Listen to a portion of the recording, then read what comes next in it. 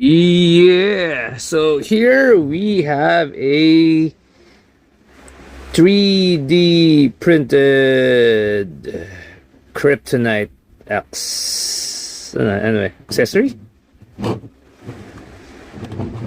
Uh, yeah, accessory. So it lights up.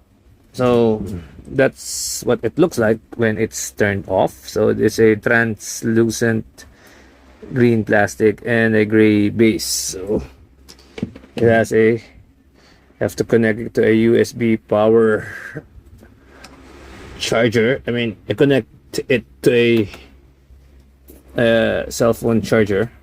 So that's what it looks like when it's turned on. Actually, I'm thinking of making this a night light. Yeah, so it looks very, very good. And you want to check it out, what it looks like with a DC Superman figure. There it is. So I'm gonna leave their link in the description, so if you want to order one, you can just hit them up. So yeah, till next time.